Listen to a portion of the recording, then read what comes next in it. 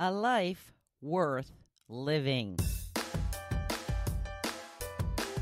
Welcome to the Hopefulist, a daily talk show hosted by veteran broadcaster Wendy McClure. Join Wendy each day as she shares her life lessons that transformed her from perpetual pessimist to the ultimate hopefulist. The perfect morning show to get you caught up on the day's top stories while sharing insights that will lead to positive transformation and bring out the hopefulist in you. For more inspiration, visit Hopefulist.com. And now, here's your host and hopefulist, Wendy McClure. Hello, hello, hello. Welcome to the Hopefulist. Thank you so much for joining me for your daily dose of inspiration and positivity.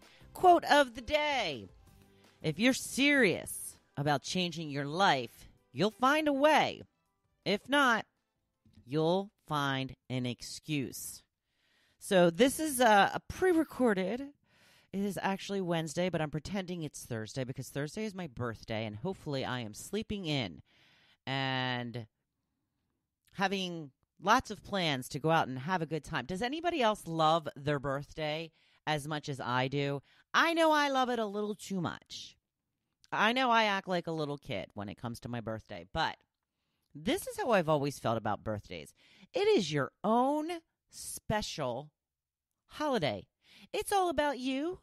It's not like Christmas where everybody's, giving gifts for each other. How, you have the obligations of the visiting and the dinner and all that. This is just about you, all about you. And I like a little bit of attention, in case you haven't noticed that. So I like when it's all about me. I don't necessarily like to have all the attention on me. I'm not crazy when they get the waiters to sing happy birthday or anything like that. That's just not necessary. It's just not. It's okay. I don't need any of that.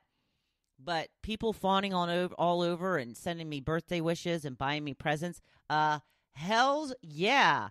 I'll take that any day of the week. But I get one day of it. One day every year. And I try to take full advantage. So I thought maybe I would tie this podcast into aging. And I put up a picture that I took of me this morning. So here I am. This is me at 51. Now, is it just me, or does 51 sound so much older than 50? I'm not just 50 anymore. I'm 50-something. Ugh. I went through the same thing when I turned 31. I didn't really get bothered by the number 30. 31, for some reason, though, that was a toughie. My 40s, I didn't really think about it too much. It was not much of an issue. But yeah, 51 kind of hit me a little harder than 50 did. Just like 31 hit me a little harder. Now, a friend of mine who I used to watch a little football with, I always would tell her that I liked it when, during the game, it was second down, 4 yards to go, 2nd and 4. That's my birthday. And she pointed out to me, and I think I might go with this, that in football, once you get to the 50-yard line, it starts counting down again. So technically, in football terms, I'm 2nd and 4 on the 49-yard line because I've passed over midfield. And now I'm going backwards. I'll make it work.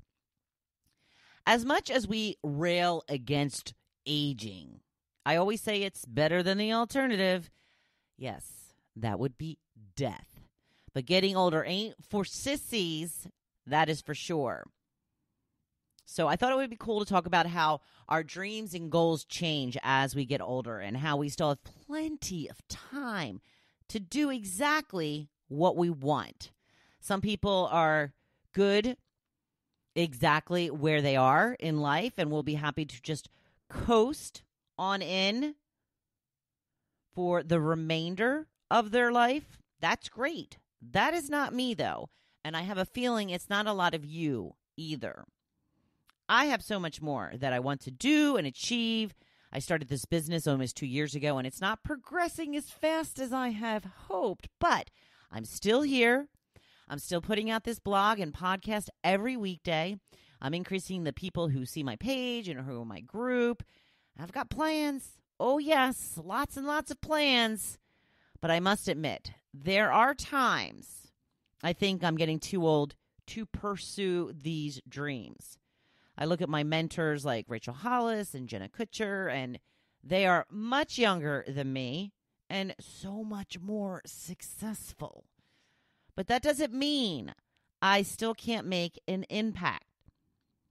I tell myself all the time that there are people who want to know what I have to offer, that my story can help others in their own life.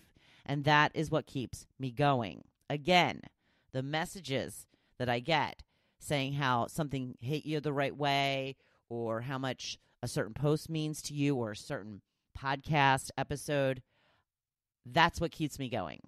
That's what I live for. That's what I love.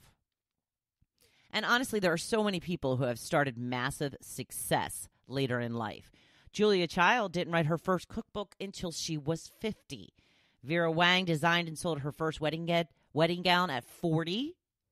Rodney Dangerfield was in his 40s before he got his first film role. People, we still have so much time.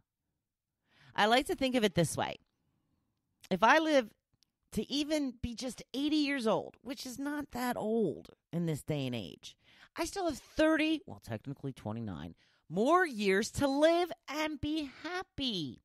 30 years to achieve my goals and make all of my dreams come true, and live out my later years in the fashion I plan to become accustomed to. Yes, it will be pricey. Stop thinking that you're running out of time. I know you think that when you consider a new challenge. We still have so much time.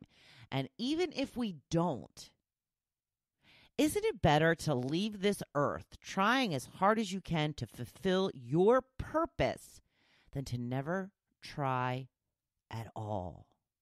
Read The Alchemist. This is such a great demonstration of how you need to find your purpose in life. Read the book. It's really good. Hang in there. Can be boring at times. Hang in there. The message overall, so good. You know, I've seen people who have just thrown in the towel and watched TV for hours on end to fill their day. I can tell you that will never make you feel happy or fulfilled. It didn't this one particular person I'm thinking of. In fact, it will probably do the opposite, making you compare yourself to others and feeling less than. Go explore this world in every sense of the word. Go off, have adventures, read more about the things you may be interested in, or just read more in general. It really just gives you so much more knowledge of things that are outside of your own world. Try new hobbies. Whatever you do, don't sit on your duff all day watching other people's lives. That is no way to live. So what is it you really want to do? Even if you want to become a doctor, that will potentially take 12 years to achieve, you can spend at least the next 18 years doing what you love. Figure it out as you go. But the most important thing to do right now is to get started. Take that first step down the path you are destined to follow. I know you can do it. I believe in you. Now you just got to believe in you. Happy Thursday. No podcast tomorrow, but I will be back on Monday.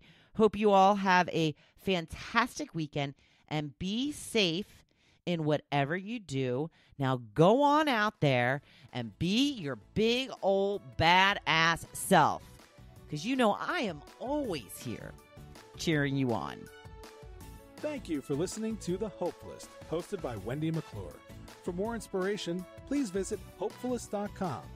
Thanks, and we'll see you tomorrow on The Hopefulist. What's your dream?